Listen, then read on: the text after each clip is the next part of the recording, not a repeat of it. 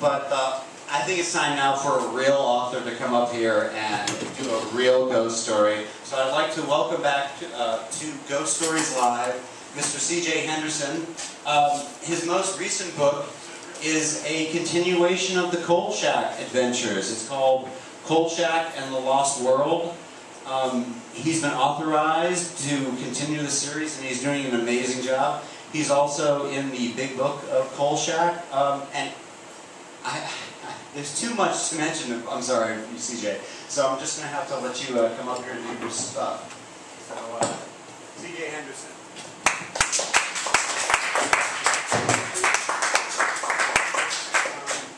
We'll see what happens. Yeah, let's see. I hope the light's okay, too. Here, I thought he was going to name all 70 of my books. Yeah. Oh, wow. Yikes. All right, let me just try to figure out how I can both reach the mic and get this into the light. I know. Let me see if Get a little extra light? I can stand behind you with the light. No, it's a long story. You'd be surprised. Oh, well. Ghost later. Hopefully it won't happen. All right, well, we're going to read 100 Schoolmasters Roll the Bones in Room 888. Here we go. Now, why'd you do that? The bowman was questioning the motel guest as to why he had pasted a pair of bright red Chinese-style 8s on his door as soon as he arrived. The present occupant of Room 8 had not allowed his bags beyond the front door, used the bathroom, turned on the lights, or given way for anything else to happen before he had properly christened his way station for that evening. It's a Chinese thing, he told the man with his single bag. Custom. Pay it no mind. I'll remove it before I leave. It was only a miserable single room in the older back wing of the motel, a sparse, barren cube with no facilities. The toilet was shared and located down the hall. The sink was also down the hall, and the showers, well, where else? Family thing? The gnarly bellman asked the words in a voice struggling to indicate he was attempting to be consoling, understanding in the intrusive, all-knowing way of the dying generation. Like honor or tradition or something?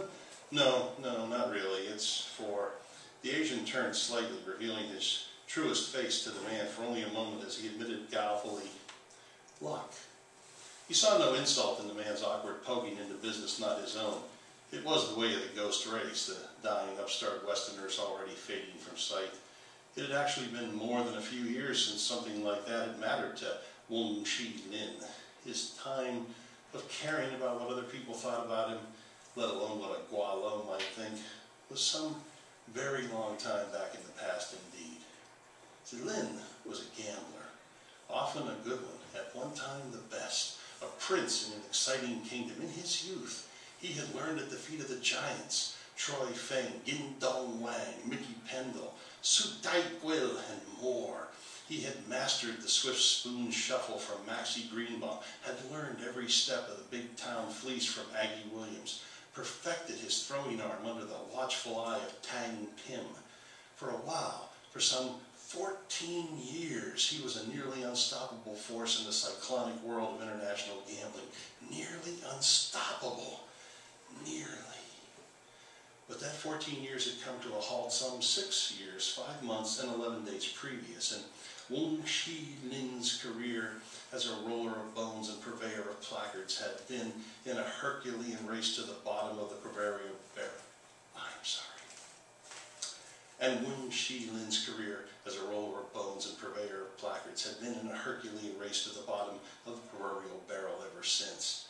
At one time, there had not been a sporting event he could not call, a racing winner he could not tout, a game of chance he could not enter into without the sincere and utter assurance of emerging victorious at one time.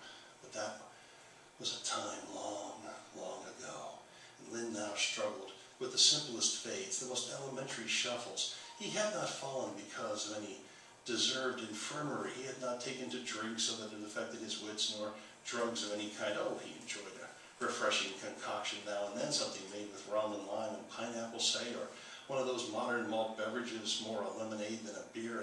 And in his time, he had passed a number of pipes filled with exotic herbs and tars of varying degrees of illegality, but he had not lost his hand or eye to any kind of bad habit, accident, or act of God. Wong Shi Lin had simply lost his luck. Now when he joined in on some game of chance, something was always going somehow askew. His timing was but a second off, a split second, a microsecond. Small, yes indeed, but it was enough. Something would go wrong. Something would see. Something would happen. Someone would see something they were not supposed to see, whether, thought Lin, they knew it or not. What his masters had taught their student was to recognize those tendrilled connections between all people. They emphasized to him the simple, everyday, common fact that every person, every animal, every plant exudes an energy all their own. Every living thing has their own aura, and when they come close to one another, they begin to connect. Grapplers of energy commonly throw themselves from one person to another, electronic fingers picking their way into the light flickering from the person upon whom they have focused their attention. People commune with plants in such manner, old women with their gardens, old men stoutly pruning their 20-year-old shrubs they planted themselves, tended, twisted the tendrils and made them grow that way, don't you know? Knock, knock. Scratching a cat behind the ears, the flopping, greedy, adorable response of a feline when you touch it in just the right place, that spot where skin and soul intersect, where the animal sees color within its mind and is rendered helpless with pleasure. Come in! Lin turned to watch the knob turn, wondering who was on the other side of the door. He had a few suspicions, people who knew where he was, one whom he knew would definitely be there sooner or later, and one so based on hope, so grounded in a purely whimsical toss of the dice that he could barely see how he had luck enough to manage it. That electricity between human beings and plants, animals, cats, dogs especially, it was a rejuvenating thing. The subtle connections, like the sublight pinprick of a butterfly landing on one's hand, on their finger, on their head, bringing those touched equal portions of beauty and grace balanced on a carnal nature, both savage and remorse. There were 100,000 more things and places, watching birds, feeling them glide, or swimming with fish along coral reefs, absorbing the messages of the world from the ether created by the never-ending swirl of life found in all directions, deserts, mountaintops, going across vast lakes and rivers. It was everywhere but battlefields, and even they healed eventually, succumbing to the overwhelming pulse. And yet, out of all those millions of possible ways that life could intersect, the ones that counted the most were those between human beings. Going on nothing more than instincts and feelings was all very well, sensing one's plants needed watering, finding the love necessary to live on by filling one's house with cats instead of children. There were ways to get by, to find strength, to corner living contact. Some went to bars, some went to sporting events, and some went to bars that were sporting events. Dad! The word was equally weighed with surprise and dread, hope and sorrow. The white and black of the old man's entrance were as easy for Lin to read as ever. His father's opinions never changed. He never changed. The flow of energy between human beings was well documented. Eyes on the back of my neck. Love at first sight gave me the creeps. The eyes are the windows of the soul. The notion was so ingrained upon the race to question it was pointless. No, Lin did not question it. What he did was strive to find a way around it. Gamblers needed the same skills as magicians. They needed to be able to show a false side, to misdirect all of another person's senses, not just sight and smell and hearing, etc., but those extra senses like intuition and deduction, which saw through the sublight touches. To misdirect those was easy enough, however, if you believed you could do it. If Lin Wong, still his father addressed him in the traditional manner, it would not bother the gambler so if it had not been for the years of mealtime lectures, 20-some years of talk centering around the never-to-be-ignored or forgotten mantra that Mom and Dad escaped China for your good, to make a better life for all, to bring prosperity and joy to the entire family, but especially to their #1 son. Don't get him mad, Lin thought, reining in his standard barrage of snappy replies. It was that kind of thing that caused all the trouble in the first place. Don't be an idiot. Don't just fall into the same old routine. Let's not be all that Chinese today, all right? Not today. It's really good of you to come, Dad. Well, really, I didn't think you would show up. Why would I not come? Answered the older man. What could give me pause? Well, I don't. 5 brothers and sisters all together. 5 children. Any one of them I would help at any time. Why would I not help my firstborn, my first son? Well, you know, Dad, it's not like we have the best track record of getting along, and you and me. And whose fault is that?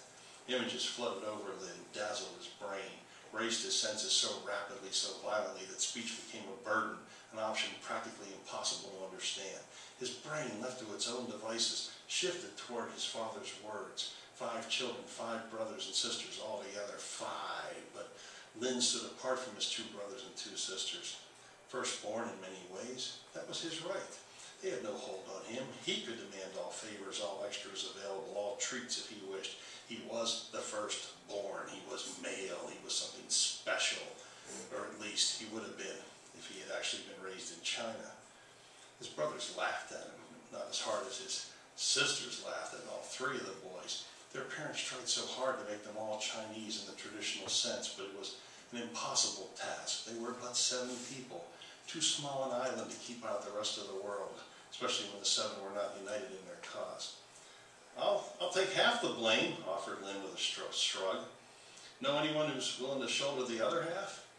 Boys, pampered, waited on by their sisters. Not in America. How about a quarter? Anyone up for taking a quarter of the blame?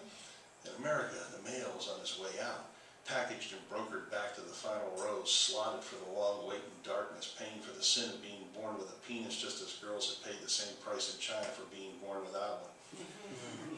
Maybe an 1/8, Dad. You in for an 1/8? How about a 16th? In the West, it was the time of the female. His father and mother had fled China, spent days and nights hiding in the mountains, pursued by the army, sleeping in the ditches around fields and in the branches of trees, all just to escape to the promised land. They had reached the ocean and without hesitation had jumped into the freezing, shark-infested waters, swimming for hours from the mainland to Hong Kong, all just to reach America. Why did you want me to be here, Lin Wong? All just to reach America so their firstborn could be raised to be a prince in a land determined to castrate all royalty. His father, a professor of mathematics in Beijing, was allowed to wash dishes for a living. His wife, something of a seamstress around the house in China, found higher paying work in the garment center. His father, proud of his escape from tyranny to the land of freedom, stood by helplessly as his own testicles were sacrificed, all the time demanding respect from his family without any way to explain logically why he deserved any. I need for things to be right between us, Dad. Why? Lynn glanced at the time, 1/4 hour before 9, 15 minutes at the most, if Chesterton was not early. He could be late, the gambler kidded himself. Flat tire, too many red lights, last-minute emergency to take care of. I'm not the only one on his schedule today. You really think you're not? A voice from the back of Lynn's mind whispered to him. You think he didn't clear his calendar for today, priming himself for tonight? Asshole. Be lucky if he's not early. Dad, you took my luck. The old man stared at his son, his face an unreadable mask. Lynn stared at his father and could not tell anything of his thoughts. It had always been that way, and so it continued. Did his father have any idea of what he meant? Not did he accept the idea. Did he admit it was even possible? No. Was it possible he could even comprehend the concept? I took your luck. The way he said the word, as if he did not understand it, as if it were foreign to him. It gave throat to Lynn's vast temper. He had already begun to throw his usual attitude at his father, knowing it was the surest way to blow things with him. You want to die tonight, he asked himself. Do you? Dad, I was the best. I was the best gambler in the world. Did you know that? I know you made a great deal of money. Money you lavished on houses and cars and American women. Money you did not share with your family. Money that did not help your brothers or sisters when they were in need. It's not like they ever helped me, Lynn answered bitterly. When I was down, it was all laughter. When I was starting out, getting my steak, driving around the country to every backwater flop game, looking for whatever action there was to hustle, where was my help, huh? Tell me that.